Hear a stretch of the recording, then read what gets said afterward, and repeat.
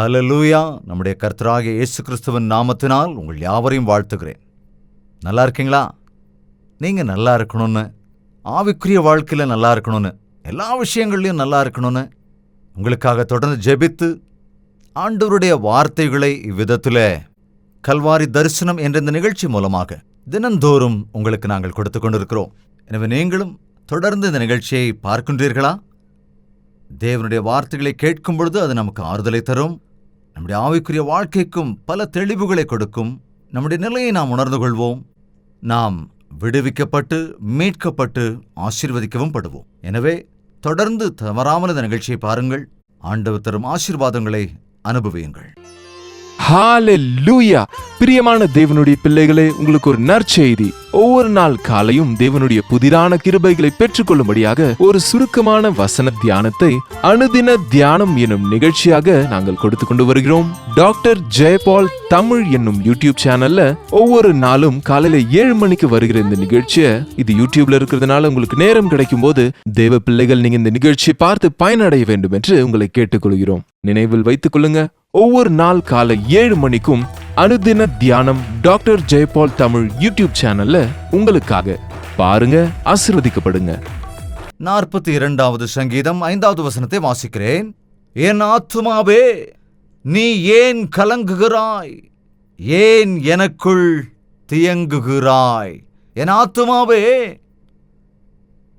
என் ஆத்துமாவே. ஆத்துமா எங்க இருக்கு? என்னுடைய ஆத்துமா எங்க இருக்கு? எத்தனை பேருக்கு ஆத்துமா இருக்கு? கை தூக்கி காட்டுங்க. என்னங்க சந்தேகமா இருக்கா? கவனிங்க, நீங்க நிறைய பேர் கூட பேசுறீங்க இல்லையா? எல்லார்கிட்டையும் பேசுறீங்க, எல்லா விஷயங்களையும் பேசுறீங்க. ஆனா உங்க ஆத்துமா கூட என்னைக்காவது நீங்க பேசிருக்கீங்களா? நீங்க பைபிள் படிக்கும்போது அநேக முறை அநேக பக்தர்கள் தங்கள் ஆத்துமாவோடு பேசி இருக்கிறார்கள். என் ஆத்துமாவே, பக்தி இல்லாதவங்களும் பேசுவாங்க. என் ஆத்துமாவே, நீ புசித்து நீ குடித்து சந்தோஷமாயிரு, அநேக வருஷங்களுக்கு உனக்கு தேவையான ஆகாரங்களை நான் சேர்த்து வைத்திருக்கிறேன். உடனே தேவன் சொல்லுகிறார், மதிகேடனே, உன்னுடைய ஆத்துமா இந்த ராத்திரியில உன்னிடத்திலிருந்து எடுத்துக்கொள்ளப்பட்டா நீ சேகரிச்சவைகளெல்லாம் யாருடையதாகும்? எப்படிங்க? எப்ப பார்த்தாலும் தன்னுடைய ஆத்துமா கூட பேசுறது, மகிழ்ச்சி படுத்துறது, சந்தோஷப்படுத்துறது, ஆத்துமா விரும்புறதையெல்லாம் செய்யறது. ஆனால் பக்திமான் எப்பொழுதும் தன்னுடைய ஆத்துமா, அதன் ஜீவனும் சகல மார்க்கங்களும் யாருடைய கரங்களில் இருக்கிறது என்பதை மறந்து போனாய். உன்னுடைய ஜீவன் உன்னுடைய கரத்தில் இல்லை. யார் கரத்தில் இருக்கு? உன்னை சிருஷ்டித்த சிருஷ்டிகர்த்தாவின் கரங்களில் இருக்கிறது. எனவே அவற்றை, உன்னுடைய சகல வழிகளையும் உண்டாக்கின தேவனை நீ மறந்து போனால் ஐயோ ஐயோ, உனக்கு இது கஷ்டம். ஒருவேளை இன்னைக்கு நீ உன்னுடைய ஆத்மாவை ரொம்ப சந்தோஷமா வச்சிருக்கலாம். நீ எவ்வளவு ஆத்மாவை சந்தோஷப்படுத்துகிறாயோ அவ்வளவும் கஷ்டம் ஜீவனுக்கு தான். அதுக்கு கஷ்டம். அதை புரிந்து கொள்ள வேண்டும். அவ்வளவாய் அதை திரும்ப திரும்ப கேட்டுக்கொண்டே இருக்கும். கடைசியிலே சோர்ந்து போய்விடும். அதாவது ஆத்மாவை சந்தோஷப்படுத்த ஓடிக்கொண்டே இருக்கிற மனிதன் கடைசியில் அது கிடைக்காத போது சோர்ந்து போய் விடுகிறான். அவ்வளவுதான். ஆனால் இங்கே இந்த பக்தன் தன்னுடைய ஆத்மாவை செக் பண்றான். எப்படி இருக்கு? என்னோட மனசு எப்படி இருக்கு? என்னுடைய ஆவி எப்படி இருக்கு? கவனிங்க, ஆவி இருக்குன்னு தெரியும். ஆனால் அது யாராவது பார்த்துருக்குறோமா? அது எப்படி இருக்குன்னு தெரியுமா? நமக்குள்ள ஆவி எங்க இருக்கு? அதனுடைய பிரெயின்ல இருக்கா அல்லது ஹார்ட்ல இருக்கா? அது எங்கெங்க இருக்கு? அது எங்க இருக்கு? அது யாருக்கும் தெரியாது. ஆனா இருக்கா இல்லையா? இருக்கு. உங்களுக்கு இருக்கா இல்லையா? எனக்கு ஆவியே சரியில்லை அப்படின்னு ஒரு சில பெரியவங்க சொல்ல கேட்டிருக்கேன். என்ன சாப்பிட்டீங்களா அப்படின்னு கேட்டார, பேசாம இருப்பா, எனக்கு ஆவியே சரியில்லைம்பாங்க. அட என்னாச்சுமா? நான் எனக்கு ஆவி சரியில்லைப்பா, நீ கொஞ்சம் பேசாம இரு. அதாவது ஆத்துமா ஆவி சரியில்லைன்னா அது என்னங்க? அது ஆவி நல்லா இருக்குன்னா அது என்ன? ஆத்துமா நல்லா இருக்குன்னா அது என்ன? எனக்கு இன்னைக்கு ரொம்ப சந்தோஷமா இருக்கு, அது என்னவோ ரொம்ப ஃப்ரெஷ்ஷா இருக்க மாதிரி இருக்கு அப்படின்னு சில டைம்ல சொல்லுவோம். ஆனா சில நேரத்தில் பார்த்தீங்கன்னா, அதாவது யாராவது நம்மளை புகழ்ந்துக்கிட்டே இருக்கும்போது, நீங்க ரொம்ப நல்லவருங்க, ரொம்ப கெட்டிக்காரருங்க, ரொம்ப அழகா பாடுறீங்க, ரொம்ப அழகா இருக்கீங்க, உண்மையிலேயே நீங்க ரொம்ப அழகானவர் அப்படின்னு சொல்லிட்டா அவ்வளவுதான். ஐயோ, சிலருக்கு அப்படியே புருக் புருக் புருக் புருக்குன்னு அப்படியே அந்த டியூப்ல காத்தடிக்கிற மாதிரி அப்படி உடம்பு ஏறிக்கிட்டே இருக்கும். அதே நேரம் நீ ஒன்றுக்கு உதவாதுவேன், ஆளு மூஞ்சி அப்படின்னு திட்டினா போதும், அவ்வளோதான், நீ அந்த பக்கம் போ அப்படின்னு சொன்னால் அவ்வளோ புஷ்ஷுன்னு போயிடும்.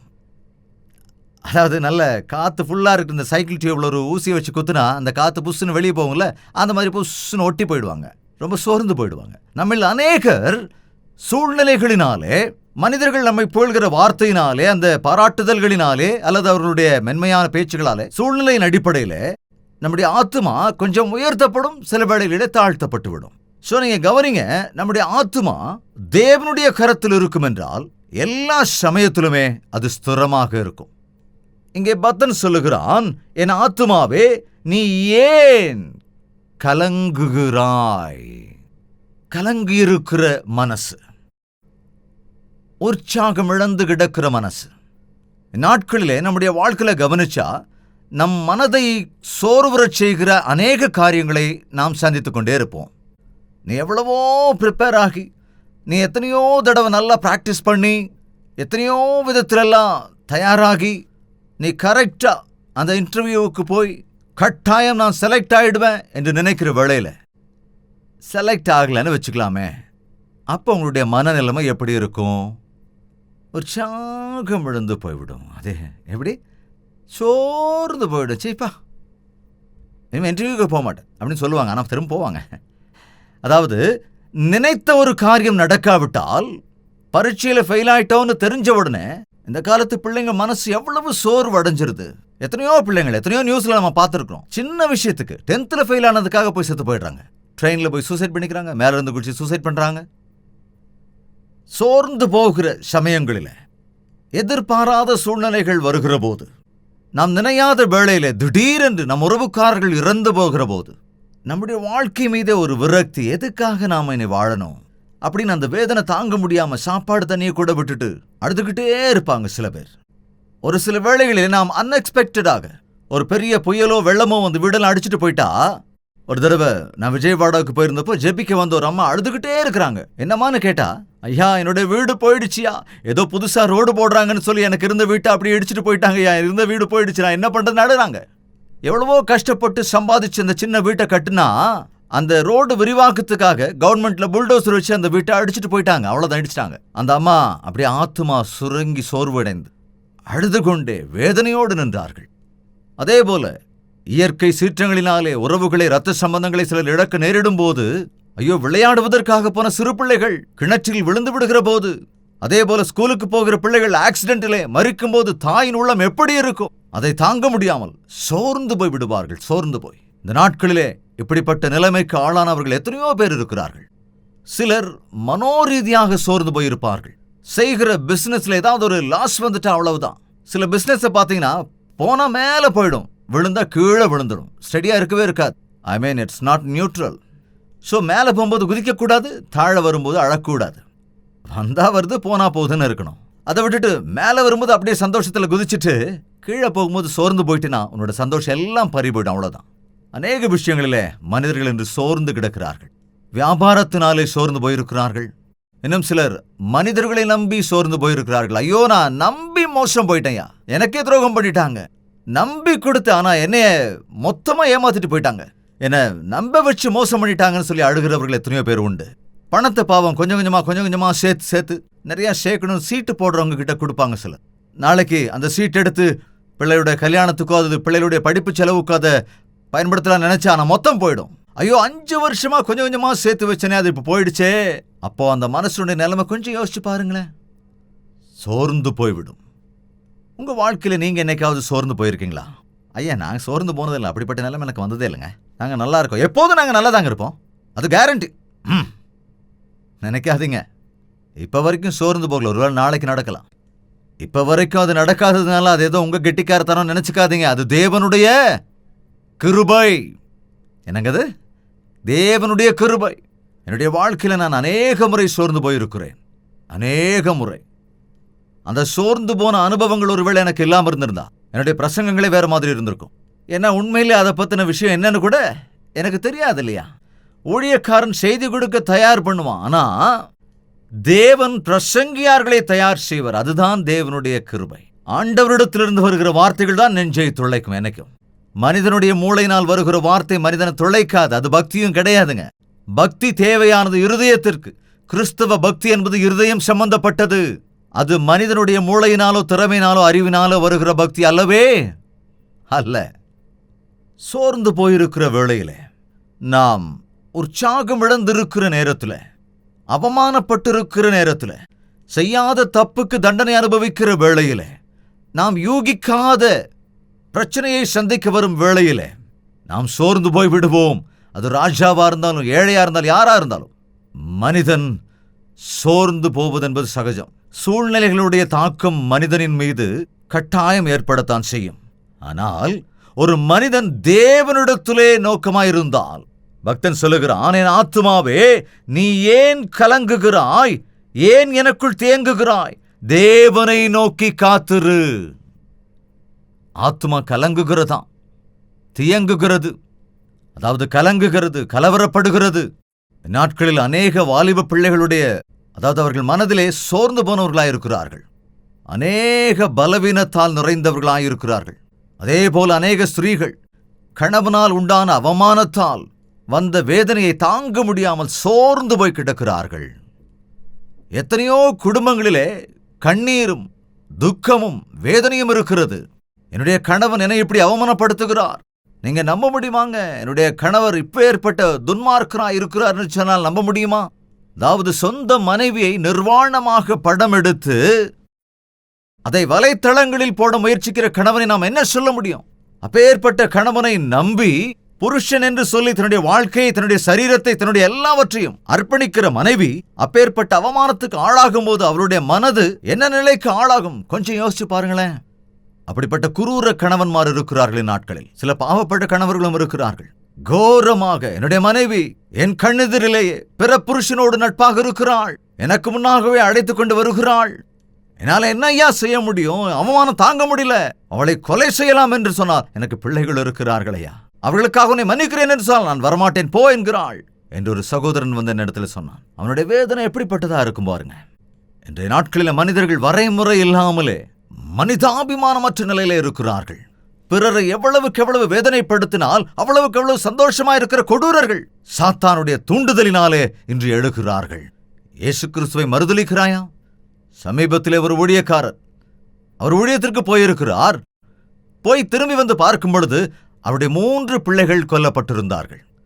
3 குழந்தைகளையும் கொன்றதற்கு பிறகு அவர் வந்து அந்த 3 பிணங்களை வைத்து அழுது கொண்டிருக்கிறார். அப்படிப்பட்ட சூழலில் அவர்கள் வந்து, இப்பொழுது சொல், இயேசு கிறிஸ்துவை குறித்து போதிப்பதை நிறுத்துகிறாயா இல்லையா? நான் விடமாட்டேன், இயேசு கிறிஸ்துவை குறித்து போதிக்காமல் நான் இருக்க மாட்டேன் என்று சொல்லிவிட்டார். இயேசுவின் அன்பை ருசி பார்த்தவர்கள் அப்பேற்பட்ட ஒரு சூழ்நிலையிலும் கூட தேவனை நோக்கி பார்க்கிறவர்களாயிருப்பார்கள். என்னுடைய பிள்ளைகள் தேவனுடைய ராஜ்யத்தில் இருப்பார்கள் என்ற உறுதியோடு இருப்பார்கள். எனக்கு இந்த வேலை போனால் இன்னொரு வேலை வரும் என்ற உறுதியோடு இருப்பார்கள். ஒருவேளை இந்த இன்டர்வியூல நான் ஃபெயில் ஆயிட்டா கூட நெக்ஸ்ட் இன்டர்வியூல என்னால பாஸ் பண்ண முடியும் என்ற உறுதியோடு இருப்பார்கள், விசுவாசத்தோடு இருப்பார்கள். அதை விட்டுட்டு சோர்ந்து போக மாட்டாங்க. ஏன்னா சின்ன சின்ன தோல்விகளுக்கெல்லாம் நான் சோர்ந்து போயிட்டான வாழ்க்கையில எதையும் சாதிக்க முடியாதுன்னு தெரியும். ஒவ்வொரு சின்ன தடைகளிலும் நான் நின்று விட்டால் நாம் முன்னேறவே முடியாது. உனக்கு வருகிற ஒவ்வொரு தோல்வியையும் நீ ஸ்டெப்பிங் ஸ்டூலாக எடுத்துக்கொண்டால், அதை ஒரு அனுபவமாக எடுத்துக்கொண்டால், சோர்ந்து போய் விடாமல் தேவனை நீ விசுவாசித்தால் நீ கட்டாயம் பெரியாளாவ. தாவீது அவங்க வீட்டுல ரொம்ப சின்னவனாவே எல்லாருக்கும் இளக்காரன் தான். அதனாலதான் போய் ஆடுகளை மேய்ச்சிட்டு வாடான்னு அவங்க அப்பா அனுப்பி வச்சிடறாரு. ஆனால் தேவன் அவனைத்தான் தெரிந்து கொண்டார். நீ என் ஜனங்களுக்கு ராஜாவா இருப்பா என்று அபிஷேகம் பண்ணினார். ஆனா ஒரு விஷயம், அபிஷேகம் பண்ணப்பட்ட பிறகு அவன் ராஜாவாகுவதற்கு ஏறக்குறைய 20 ஆண்டுகளுக்கு மேல் ஆனது. அந்த 20 வருடங்களிலே எத்தனை முறை சோர்ந்து போயிருப்பான், எத்தனை முறை கலக்கத்தால் பயத்தால் அவன் நிரம்பினானோ, எப்படிப்பட்ட சிரமங்களை எல்லாம் அவன் அனுபவித்தானோ என்பதை நீங்கள் எப்பொழுதாவது பைபிளிலே வாசித்து பார்த்திருக்கிறீர்களா? சொந்த சகோதரர்களாலே புறக்கணிக்கப்பட்டான், யுத்தத்துக்கு போக வேண்டி வந்தது, சத்துருக்களின் கைக்கு தப்பி ஓட வேண்டியிருந்தது, சொந்த மனைவியின் கேலிக்கு ஆளாக வேண்டியிருந்தது, சொந்த பிள்ளை பெற்ற பிள்ளை அப்சலோம் தனக்கு எதிராக நின்றான். எதிர்த்து நின்றதோடு எவ்வளவு அநியாயம் பண்ணானா, தன் தந்தையிடத்தில் இருந்தவர்கள் எல்லாரையும் தன் பக்கமாக சேர்த்து கொண்டு போய்விட்டான். இப்படி எத்தனையோ விதத்திலே அவன் சோதிக்கப்பட்ட போதும், சோர்வுக்கு ஆளான போதும், தன்னுடைய மாமா, பிள்ளையை கொடுத்த தன் மாமா தன்னை கொல்வதற்கு துரத்தி கொண்டே இருக்கிறான். ஆனால் தேவன் மீது நோக்கமாயிருந்து உறுதியாயிருந்தான். தேவன் ஒரு வாக்கு கொடுத்திருக்கிறார், தேவனனை அபிஷேகம் பண்ணி இருக்கிறார். எனவே இந்த கஷ்டங்கள், இந்த சிரமங்கள், இந்த போராட்டங்கள், இப்பொழுது இருக்கிற இந்த தவிதவிப்புகள், இவைகள் எல்லாவற்றிலும் இருந்தும் தேவன் என்னை விடுவிப்பார், என்று தேவனிடத்தில் உறுதியாய் நோக்கமாயிருந்தான். இந்த நேரத்திலும் கூட நீங்கள் எத்தனை தோல்விகளை சந்தித்திருக்கிறீர்கள் எனக்கு தெரியாது, ஆனால் எனக்கு சொல்ல வேண்டிய அவசியமும் இல்லை. ஆனால் ஒருவேளை கேட்டால், நீங்கள் உட்கார்ந்து சிந்தித்தால், உங்களுடைய வாழ்க்கையிலே சோர்ந்து போன சமயங்கள் எத்தனையோ உண்டு உண்டு. நீங்க இதெல்லாத்தையும் மறந்துட்டீங்க. ஏன்னா ஒருத்தர் சொன்னாரு, நான் எப்பவும் சோர்ந்து போனதில்லை, நான் எதுக்கு சோர்ந்து போவேன், சோர்ந்து போகும்போதெல்லாம் நான் குடிச்சிட்டே இருப்பேன். கவனிச்சிங்களா? அதாவது ஷார்ட்கட்டை பயன்படுத்தி மனசு சரியில்லாமல் போயிட்டு உடனே குடிச்சிட்டு வரான். என்னையா எப்படி குடிக்கிற, சிகரெட் மேலே சிகரெட், சிகரெட் மேலே சிகரெட்னு கேட்டா, மனசு சரியில்லையா, மனசு சரியில்லையா, அப்படின்னு ஒரு நாளைக்கு 10 பேக்கெட் சிகரெட் குடிச்சிடுறாரு. கட கட கட கட கட கட ஊதிட்டே இருக்காரு. அதாவது அந்த மனசுல எதையாவது வச்சு அப்படியே நிறைச்சிக்கிட்டே இருந்தால் சோர்ந்து போறதா மறந்துடுவாராம். சில பேர் டிவி பார்ப்பாங்க, சில பேர் ஷாப்பிங் போயிடுவாங்க, எதுக்குன்னா மனசு சரியில்லை, அதுக்காக மறக்கிறதுக்காக போறாங்க. ஆனால் வீட்டுக்கு வந்துட்டா குலுங்கி குலுங்கி அழ வேண்டியது, அழுது அழுது அழுது தலகாணி எல்லாம் நினைச்சு திரும்ப எல்லாம் ஞாபகத்துக்கு வந்துடும். தாவீது கூட சொன்னான், என்னுடைய தலையணை எனக்கு கண்ணீரால் நனைந்திருக்கிறதுன்னு. சில வேளைகளிலே அந்த சோர்ந்து போகுதலை தாங்க முடியாமல், அந்த வேதனையை தாங்க முடியாமல் நம்முடைய நெஞ்சே நின்று போயிடும், சுவாசமே நின்று போயிடும். எத்தனையோ பேர் நாட்களிலே சொல்ல முடியாத மனவேதனைக்கு ஆளாகிருக்கிறாங்க, மனோரீதியான வேதனைகளுக்கு ஆளாயிருக்காங்க. இன்னைக்கு மத்தியானம் குறைஞ்சபட்சம் ஒரு 4 அல்லது 5 பேர் நினைக்கிறேன் என்னிடத்துல ஜெபிக்க சொன்னவங்க, எல்லாரும் வாலிப பிள்ளைகள். மனோரீதியா எனக்கு சரியில்லைங்க, டிப்ரெஷன், எனக்கு ரொம்ப டிப்ரெஷன் ஒரு தம்பி சொன்னான். இன்னொரு தம்பி சொல்றான், எனக்கு மனசே சரியில்லை, அதனால நான் நிறைய மாத்திரைகளை சாப்பிட்டுக்கிட்டே இருப்பேன். ஆனா இன்னொரு தம்பியோ, எனக்கு ஏதோ விரோதமான எண்ணங்கள்லாம் மனசுக்குள்ள வந்துகிட்டே இருக்கு, எப்போதும் செத்து போகணுங்கிற எண்ணம் தான் எனக்குள்ள வந்துகிட்டே இருக்கு அப்படின்னு ஒரு தம்பி சொல்றான். அதே போல இன்னொரு அம்மாவை பார்த்தீங்கன்னா தன்னுடைய மகளை கூட்டிட்டு வந்து சொல்றாங்க, இது விஜயவாடால நடந்த சம்பவம். மகளை கூட்டிட்டு வந்து, இவளுக்கு 3 பிள்ளைங்க இருக்காங்க, கணவர் இறந்து போயிட்டாரு, அந்த வேதனையை தாங்க முடியாம நானும் செத்து போயிருவேன் அடம் பிடிக்கிறேன், 3 பொட்ட பிள்ளைங்க இருக்கு, அதை வச்சு நீங்களாவது கொஞ்சம் சொல்லுங்க பாச, புத்திமதி சொல்லுங்கன்னு சொல்றாங்க. பிள்ளைகள் இருக்கிற போதும் அவர்களுக்காக வாழும் நினைக்கல, என்னால தாங்க முடியல என்று சோர்ந்து போன நிலைமையில அந்த சகோதரி இருந்தாள். இப்படிப்பட்ட சமயத்துல ஒண்ணு மட்டும் ஞாபகத்தில் வச்சுங்க, எப்பேற்பட்ட சோர்வாக இருந்தாலும் சரி, வேதனைப்படுகிற நேரத்துல, ஹாஸ்பிட்டல்ல வியாதிக்குட்பட்டு படுத்த படுக்கையா இருக்கிற நேரத்துல, எதிர்பார்க்காம திடீர்னு ஆக்சிடென்ட் ஆகிற வேளையில சோர்ந்து போயிடாதீங்க. வேதத்துல ஒரு விதவை தாய் இருந்தாள், அவளுக்கு ஒரே ஒரு குமாரன் இருந்தான், அவன் இறந்து போனான். அவன் அடக்கம் பண்ண கொண்டு போகிற வேளையில அவருடைய தாய் கலக்கத்தோடு, ஐயோ நான் திக்கற்றவளாகி விட்டேனே, எனக்கென்று யாரும் இல்லையே என்று கதறுகிற நேரத்திலே எதிரிலே வந்தார். யார் தெரியுமா? இயேசு கிறிஸ்து வந்தார். அவளுடைய வேதனைப்படுகிற அவள் மனதை, அவருடைய கண்ணீரை கண்ட ஆண்டவர் அங்கே நிற்கச் சொல்லி, இறந்து போன அவரின் மீது தன் கரங்களை வைத்து எழுந்து உட்கார் என்று சொன்ன பொழுது அவன் எழுந்து உட்கார்ந்ததாக நாம் வேதத்திலே பார்க்கின்றோம். எனவே இந்த நாளிலும் கூட நீ அசாத்தியம் என்று நினைக்கிற சூழ்நிலையிலே, முடியாத வேளையிலே, மனிதர்கள் எல்லோரும் உன்னை கைவிட்ட வேளையிலே, நீ இயேசு கிறிஸ்துவை விசுவாசிப்பாயானால், தேவனிடத்திலே நீ உறுதியாய் நிற்பாயானால், அந்த உறுதியான விசுவாசத்தோடு ஆண்டவரே என்று கதறுவாய் என்றால், உன்னுடைய கஷ்டம் எதுவாக இருந்தாலும், உன்னுடைய வேதனை எதுவாக இருந்தாலும், உன்னுடைய வியாதி எப்படிப்பட்டதாக இருந்தாலும், உன் சூழ்நிலை எப்படிப்பட்டதாக இருந்தாலும், உனக்கு அமைதியை தருவதற்கு, உனக்கு தைரியத்தை அருளுவதற்கு, உன்னை ஜெயிக்க வைப்பதற்கு இயேசு கிறிஸ்து போதுமானவராயிருக்கிறார். அவர் வல்லமையுள்ளவராயிருக்கிறார். எத்தனை பேர் விசுவாசிக்கிறீங்க? இன்னைக்கே ஒரு தீர்மானம் எடுங்க. இன்னைக்கு மாத்திரமில்ல, இதுக்கப்புறமும் நாளைய தினம் எப்படி இருக்கும் நமக்கு தெரியாது. இன்னைக்கு நான் ஆரோக்கியமா இருக்கிறேன், நான் நாளைக்கு எப்படி இருப்பேன்னு தெரியாது. கவனிங்க, நீ எவ்வளவு பெரிய அதிகாரியா இருந்தாலும், மினிஸ்டரா இருந்தாலும், எவ்வளவு பலமுள்ளவனா இருந்தாலும், எவ்வளவு பணமுள்ளவனா இருந்தாலும், எந்த அந்தஸ்துல இருந்தாலும், நினையாத நேரத்துல கஷ்டங்கள், நம்மை சோர்வுக்கு உட்படுத்துகிற தருணங்கள் நமக்கு ஏற்படலாம். அப்படிப்பட்ட சமயங்களிலே, சோர்ந்து போகிற சமயங்களிலே நம்மை ஆதரிப்பதற்கு நம்முடைய ஆண்டவர் எப்பொழுதும் தயாராக இருக்கிறார். நீங்க நம்பினவங்க யாரும் உங்களுக்கு துரோகம் பண்ணது இல்லையா? அப்படிப்பட்ட நேரத்தில் நீங்க சோர்ந்து போகலையா? கட்டாயம் சோர்ந்து போயிருக்கோம்ல. அப்படிப்பட்ட நேரத்தில் நீங்க அவங்கள சபிச்சீங்களா? அவங்கள திட்டினீங்களா? அல்லது உங்களையே திட்டிக்கிட்டீங்களா? அல்லது ஆண்டவரே இந்த நேரத்தில் எனக்கு அமைதியை கொடுங்க ராஜா, இந்த சமயத்தில் நான் உண்மையை நோக்கி பார்க்கிறேன், என்னுடைய சத்துருக்களை சிநேகிக்கும்படி செய்யுங்க, என்னுடைய நஷ்டத்தை லாபமாக மாற்றுங்க, என்னுடைய துக்கங்களை சந்தோஷமாக மாற்றுங்க என்று நீங்கள் விண்ணப்பீர்கள் என்றால் கட்டாயம் ஒரு அற்புதத்தை காண்பீர்கள். இந்த உலகத்தை மனுஷங்களை நம்பாதீங்க. அது சொந்தக்காரங்களோ, தெரியாதவங்களோ, அல்லது நல்லவங்களோ, நல்லவருங்க, ரொம்ப நல்லவருன்னு சொல்லிக்கிட்டே இருப்பீங்க. ஆனா கொஞ்ச காலத்துக்கு அப்புறம் அதே நல்லவர் குறித்து நிறைய காரியங்களை நீங்களே வந்து சொல்லுவீங்க. நல்லவரும் தான் நம்புறேன், ஆனா அதே ஆள் நிறைய தப்பு பண்ணிட்டாருங்கன்னு சொல்லி நீங்க தான் சொல்லுவீங்க. பக்தன் என்ன சொல்லுகிறான்? மரண இருளின் பள்ளத்தாக்கிலே நான் நடந்தாலும் பயப்படேன். என்னுடைய மனிதர்கள் எல்லாரும் என்ன கைவிட்டாலும் நான் பயப்பட மாட்டேன். நான் கலங்க வேண்டிய அவசியம் இல்லை. ஒரு தாய் இறந்து போன பிள்ளைகள் எவ்வளவு வாழறாங்க, ஒரு கணவன் இறந்து போன மனைவி எவ்வளவு வாழ்றா, ஒரு மனைவி இறந்து போனா ஒரு கணவன் எவ்வளவு கஷ்டப்படுறான். அதாவது தாங்க முடியாத வேதனையினாலே இருதயமே நின்று போய் மரித்து போன அநேகரை குறித்து நாம் கேள்விப்பட்டிருக்கிறோம். புத்தி சுவாதீனமற்று போனவர்களை பார்க்கிறோம். ஒன்று மட்டும் நினைவில் வச்சுக்கோங்க, உன்னுடைய சொந்தங்கள் எல்லாம் உன்னை கைவிட்டாலும், உனக்குரியவர்களே உன்னை கைவிட்டாலும், உன்னை கைவிடாத மறவாத தேவன் ஒருவர் இருக்கிறார். மரண இருளின் பள்ளத்தாக்கில் நடந்தாலும் எந்த பொல்லாப்பும் உனக்கு வராமல் காக்கிற தேவன் ஒருவர் இருக்கிறார். அமர்ந்த தண்ணீர்கள் அண்டையில் உன்னை நடத்துகிற தேவன் ஒருவர் இருக்கிறார். அந்த தேவனுடைய கோலும் அவருடைய தடியும் உன்னை நடத்தி ஆற்றி தேற்றுகிறவளாயிருக்கிறது. என் ஜீவனுள்ள நாளெல்லாம் நன்மையும், என்னுடைய ஜீவனுள்ள நாளெல்லாம் கிருபையும் என்னை தொடரும். நான் அவருடைய வீட்டில் நிலைத்திருப்பேன். இயேசு கிறிஸ்துவை நம்புகிறவர்களுக்கு இந்த பெரிய கிருபை இருக்கிறது என்பதை நீங்கள் உணர்ந்து கொண்டால் சோர்ந்து போக வேண்டிய அவசியமே இருக்காது. சின்ன சின்ன விஷயங்கள்ல ஃபெயில் ஆகும் போது, சின்ன சின்ன விஷயங்கள்ல தோல்வி ஏற்படும் போது, சின்ன சின்ன காரியங்கள்ல நினைச்சது நடக்காத போது, சின்ன சின்ன தோல்விகள் ஏற்படும் போது, கடைசி நேரத்தில் நாம் நம்பியிருந்த மனிதர்கள் நம்மை கைவிடுகிற போது, நாம் நினைத்திருந்தவைகள், நாம் ஆசைப்பட்டு நம்மிடத்தில் இருந்தவைகள் திடீரென நம்ம கைவிட்டு போகிற போது நிச்சயம் நமக்குள்ள ஒரு சோர்வு உண்டாகத்தான் செய்யும். கொஞ்சம் யோசிச்சு பாருங்க.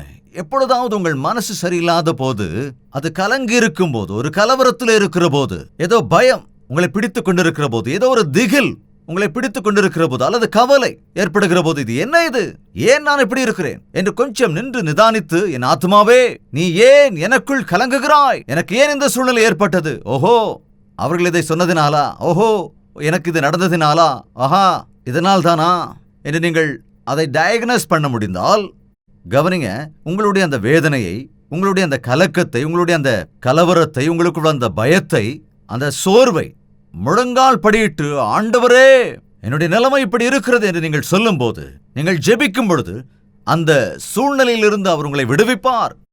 உங்களுடைய ஆத்துமாவுக்கு இளைப்பாறுதலை கொடுத்து அது சந்தோஷப்படும்படி செய்வார். இந்த பூமியில் இருக்கிற எந்த மனுஷனும் நான் அப்செட் ஆக மாட்டேன், நான் டிப்ரெஷனுக்குள்ள போகவே மாட்டேன், நான் ஒரு வீரன் சூரன் என்று யாராலும் சொல்ல முடியாது. இயேசு கிறிஸ்துவை அறியாதவர்கள் அவர்களுக்கு இருக்கிற அந்த சோர்வை அறியாததினாலே, நான் ஏற்கனவே சொன்னதை போல, அவர்கள் மதுபானத்தினாலோ அல்லது போதை வஸ்துக்களினாலோ எதையோ ஒன்றை உட்கொண்டு அதை மறந்து போகிறார்களே தவிர, சோர்ந்து போனவர்களை எழுப்புகிறவர் இயேசு கிறிஸ்து, அழிந்து போகிறவர்களை மீட்க வந்தவர் இயேசு கிறிஸ்து. உன்னுடைய பாடு எதுவானாலும், உன்னுடைய துக்கம் எதுவானாலும், உன்னுடைய பிரச்சனை எதுவானாலும், உன்னுடைய கவலை எதுவானாலும், நீ யோசிச்சு யோசிச்சு சோர்ந்து போயிருக்கிற காரியம் எதுவானாலும் சரி, அதை நிவர்த்தி செய்யக்கூடிய தேவனாக இருக்கிறார். பிள்ளை இன்னும் பிறக்கலேன்னு சோர்ந்து போயிருக்கிறவர்கள் நிறைய உண்டு. என் பிள்ளைகளுக்கு இன்னும் திருமணம் ஆகலேன்னு சோர்ந்து போன நிலையில் இருக்கிறவர்கள் அநேகர் உண்டு. கடன் தொல்லை அதிகமாகிவிட்டதே, இதை எப்படி அடைக்கப் போகிறேன் என்று யோசித்து யோசித்து சோர்ந்து போவோர் அநேகர் உண்டு. அநேக பிரச்சனைகள் உள்ளவர்களிடத்திலே நான் பேசுகிற வேளையிலே, அதாவது எனக்கு எந்த பிரச்சனையும் இல்லைன்னு சொல்றவங்க என்கிட்ட வரமாட்டாங்க. ஆனா எதுக்காக வர்றாங்க என்கிட்ட? அவங்க எங்கிட்டையும் வரமாட்டாங்க, ஆண்டவர்கிட்டையும் வரமாட்டாங்க. ஏன்னா, அதாவது எந்த கவலையும் இல்லாதவங்களுக்கு, நிறைய பணம் இருக்கிறவங்களுக்கு அதை பத்தி கவலையே இருக்கு, அதை போயிட்டே இருப்பாங்க, அப்படித்தானே? ஆனா ஒரு கட்டத்துல அவங்க தேடி வருவாங்க, யார்கிட்ட புத்தி வரும்போது, அப்படித்தானே? பன்றி சாப்பிடுகிற தவிடு கூட கிடைக்காத போது தான் தந்தையை தேடி வந்தான், அதுக்கு முன்னால வரல. நல்லா இருக்கும்போது தந்தையை விட்டு பிரிஞ்சு போனான். இந்நாட்களில் பிரச்சனைகள், எப்படிப்பட்ட பிரச்சனைகளில் மனிதர்கள் சோர்ந்து போகிறார்கள் என்று பார்க்கும்போது, அவைகள் எல்லாவற்றுக்கும் பரிகாரம் வேதத்தில் இருக்கிறது. அதற்கான விடை ஆண்டவராகிய இயேசு கிறிஸ்துவின் நாமத்திலே தான் இருக்கிறது. உனக்கு எப்பொழுது எப்பேற்பட்ட வேதனை வந்தாலும், எப்பேற்பட்ட பிரச்சனை வந்தாலும், எப்பேற்பட்ட சோர்வுக்கு ஆளானாலும், வேதத்தை எடுத்து வாசிங்க. தேவனை மாத்திரம் உறுதியா நோக்கி பாருங்க. உங்களுடைய இருளை நீக்கி வெளிச்சத்தை கொடுக்கக்கூடியவர், உங்கள் துக்கத்தை சந்தோஷமாக மாற்றக்கூடியவர், உங்கள் பாடுகளை ஆனந்தமாக மாற்றக்கூடியவர், உங்கள் பிரச்சனைகளுக்கு தீர்வு தரக்கூடியவர் நம்முடைய ஆண்டவராகிய இயேசு கிறிஸ்து மட்டும்தான். காரணம், நம்மை போல அவர் எல்லா விஷயங்களிலும் சோதிக்கப்பட்டவராயிருக்கிறார். ஆனால் பாவமில்லாதவராக இருந்தார். அவர் வெற்றி வீரராக எழுந்தார். மரணத்தின் முள்ளை உடைத்து போட்டவர் அவர். அவரை உன் சொந்த இரட்சகராக ஏற்றுக்கொள்ளும் வேளையிலே, நீ சோர்ந்து போகிற சமயத்தில், கலக்கத்தோடும் கலவரத்தோடும் பயத்தோடும் இருக்கிற நேரத்திலே ஆண்டவரே என்று கூப்பிடுவாய் என்றால், அவருடைய ஆதரவுள்ள கரங்கள் உனக்கு துணையாக வந்து நிற்கும். ஜெபிக்கலாமா? கண்களை மூடி ஜெபிக்கலாமா? ஒவ்வொருவரும் தேவனை நோக்கி பார்த்து உங்கள் கரங்களை உயர்த்தி, ஆண்டவரே எனக்கு இறங்குங்க, அப்பா எனக்கு ஆறுதலாக இருங்க, என் ஆத்மாவோடு நான் பேசி எப்பொழுதும் என் ஆத்மாவை உமக்கு நேராய் திருப்ப எனக்கு கிருபை செய்யுங்க. ஆண்டவரே, நான் சோர்வடைகிற வேளைகளில் எல்லாம் என் ஆத்மாவே ஏன் கலங்குகிறாய், ஏன் தேங்குகிறாய் என்று உம்முடைய பக்தனை போல உம்மீது விசுவாசத்தோடு இருக்க கிருபை செய்யுங்கப்பா. உம்முடைய சமாதானத்தால் நிரம்புகிற இருதயத்தை அருளி செய்யுங்க ராஜா. இப்பொழுதும் யாரெல்லாம் எந்தெந்த விஷயத்தில் சோர்ந்து போயிருக்கிறீர்களோ, எந்தெந்த விஷயத்தில் பாடுபடுகிறீர்களோ, எவைகளெல்லாம் உங்களை சோர்வுறச் செய்கின்றனவோ, எந்தெந்த காரியங்களில் திரும்ப திரும்ப விழுகிறீர்களோ, எந்த விஷயங்களிலெல்லாம் ஜெயிக்க முடியாமல் சாதிக்க முடியாமல் இருக்கிறீர்களோ, அவைகளுக்காக ஆண்டவரே எனக்கு உதவி செய்யுங்க என்று வாய்களை திறந்து ஜெபிக்கலாமா? இருதயத்தின் ஆழத்திலிருந்து உங்கள் குடும்பத்தை கட்டுகிறவர், உங்கள் வியாதியை சுகப்படுத்துகிறவர், உங்கள் பொருளாதார சிக்கல்களில் இருந்து உங்களை விடுவிக்கக்கூடியவர், மருத்துவர்களுக்கு அசாத்தியமானதை சாத்தியமாக்கக்கூடிய தேவன் ஒருவர் இருக்கிறார் என்பதை உணர்ந்து விண்ணப்பிப்பாயா?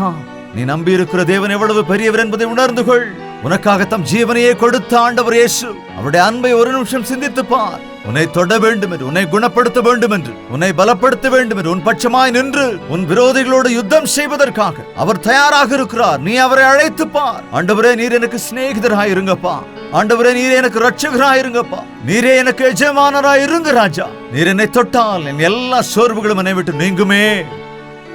பரிசுத்தமும் அன்பும் நிறைந்த பிதாவே, ஒரு விஷயங்களை நோக்கி பாருங்கப்பா.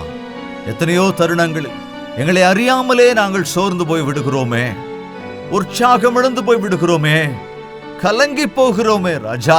எங்கள் ஆத்மா சோர்ந்து விடுகிறது, எங்கள் வாழ்க்கை மீது எங்களுக்கு விரக்தி ஏற்படுகிறது. அப்படிப்பட்ட சமயங்களிலே உம்மை நோக்கி பார்க்க எங்களுக்கு கிருபை செய்யுங்க ராஜா. எங்கள் ஏசப்பா எனக்கு துணை இருக்கிறார் என்ற உறுதிப்பாட்டை கொடுங்க. அவசரப்பட்டு தற்கொலை முடிவெடுக்கிற காரியங்களிலிருந்து விடுதலையை கொடுங்க ராஜா. அநேக நாள் வியாதியோடு இருக்கிறவர்களை ஆண்டவராக இயேசு கிறிஸ்துவின் நாமத்திலே சுகப்படுத்துகிறோம் ராஜா. பிசாசின் பிடியிலே தவித்துக் கொண்டிருக்கிறவர்களை ஆண்டவராக இயேசு கிறிஸ்துவின் நாமத்தினாலே விடுதலை செய்கிறோம் ஐயா. குடும்ப பிரச்சனைகளால், கலகங்களினாலே கணவன் மனைவிக்கிடையே சரியான உறவில்லாத நிலைமையில் இருக்கிறவர்களை இப்பொழுதே விடுதலை செய்கிறேன் ஐயா. உம்முடைய நாமத்தினால் அன்பினால் கட்டுக ராஜா. கற்ப பலன் இல்லாதவர்களை இந்த நாளிலே நீர் சந்தித்து ஐயா. கற்பத்தின் கனி கர்த்தரால் வரும் பலன், பிள்ளைகள் கர்த்தரால் வரும் சுதந்திரம் என்ற வார்த்தை நிறைவேறும்படியாக அடைக்கப்பட்டிருக்கிற கற்பங்களை ஆண்டவராக இயேசு கிறிஸ்துவின் நாமத்தில் திறக்கும்படி ஜெபிக்கிறேன். விவாகமாகி எத்தனையோ சமாதானம் இல்லாமல் இருக்கிற குடும்பங்களின் மத்தியிலே சாத்தான் கொண்டு வருகிற சகல தடைகளிலும் ஆண்டவராக இயேசு கிறிஸ்துவின் நாமத்தில் விலக்கியறணும். குடும்பத்தை கட்டுகிற ஆண்டவர் நீர் அல்லவோ ராஜா. வாலிபத்தின் இச்சைகளிலே விழுந்து செய்த பாவத்தினால் வருவித்துக் கொண்ட வியாதியினால் வாழ்க்கையில எந்த திசையிலும் முன்னோக்கி போக முடியாமல் சோர்ந்து போய் கிடக்கிற வாலிப பிள்ளைகளை ஆண்டவராக இயேசு கிறிஸ்துவின் நாமத்திலே இன்றே விடுதலை செய்யும்படி ஜெபிக்கிறேன். உம்மையே நோக்கி பார்ப்பதினாலே பிரயோஜனம் இல்லாதவர்களாய் இருந்த இந்த பிள்ளைகள் பிரயோஜனம் உள்ளவர்களாய் மாறும்படியாக கிருபை அருளுங்க ராஜா. வயதான காலத்திலே ஏற்படுகிற பலவீனத்தினாலே, வியாதியினாலே அப்பொழுதும் கூட என் பிள்ளைகள் என்னை பார்க்கவில்லையே, என்னை விட்டு விட்டு போய்விட்டார்களே என்று வேதனையோடு இருக்கிற பெரியவர்களை ஒரு விஷயம் கண்ணோக்கி பாருங்கப்பா. உங்கள் முதிர் வயதிலே உங்களை ஏந்துவேன் என்று வாக்கு கொடுத்திருக்கிறீரே, உன்னை ஏந்துவேன் காப்பாற்றுவேன் என்று வாக்கு கொடுத்தீரே ஆண்டவரே. நீர்தாமே ஒவ்வொருவரையும் காத்துக்கொள்ள வேண்டும் என்று இயேசுவின் நாமத்தில் வேண்டிக் கொள்ளுகிறோம் பிதாவே. ஆமென், ஆமென், ஆமென். ஹalleluya. பிரியமான தேவனுடைய பிள்ளைகளே, உங்களுக்கு ஒரு நற்செய்தி. ஒவ்வொரு நாள் காலையும் தேவனுடைய புதிரான கிருபைகளை பெற்றுக்கொள்ளும்படியாக ஒரு சுருக்கமான வசன தியானத்தை அனுதின தியானம் என்னும் நிகழ்ச்சியாக நாங்கள் கொடுத்து கொண்டு வருகிறோம். டாக்டர் ஜெயபால் தமிழ் என்னும் யூடியூப் சேனல்ல ஒவ்வொரு நாளும் காலையில 7 மணிக்கு வருகிற இந்த நிகழ்ச்சியை, இது யூடியூப்ல இருக்கிறதுனால உங்களுக்கு நேரம் கிடைக்கும் போது தேவ பிள்ளைகள் நீங்க இந்த நிகழ்ச்சியை பார்த்து பயனடைய வேண்டும் என்று உங்களை கேட்டுக்கொள்கிறோம். நினைவில் வைத்துக் கொள்ளுங்க, ஒவ்வொரு நாள் காலை 7 மணிக்கும் அனுதின தியானம் டாக்டர் ஜெயபால் தமிழ் யூடியூப் சேனல்ல உங்களுக்காக பாருங்க, ஆசீர்வதிக்கப்படுங்க. இன்று கேட்ட இந்த செய்தி உங்களுக்கு ஆசீர்வாதமா இருந்தா, உங்களுக்காக நாங்க ஜெபிக்கணும் நீங்க விரும்பினா இப்பவே இங்கே கீழே காண்பிக்கப்படுகிற இந்த போன் நம்பர்களுக்கு போன் பண்ணி உங்கள் ஜெப தேவைகளை எங்களுக்கு சொல்லுங்கள். உங்களுக்காக தேவனுடைய சன்னதியிலே ஜெபிப்பதற்கு நாங்கள் எப்பொழுதும் தயாராக இருக்கிறோம். ஆண்டவர் பெரியவர், நம் ஜெபத்திற்கு பதில் தருகிறவர். நீங்களும் விசுவாசத்தோடு ஜெபியுங்கள்.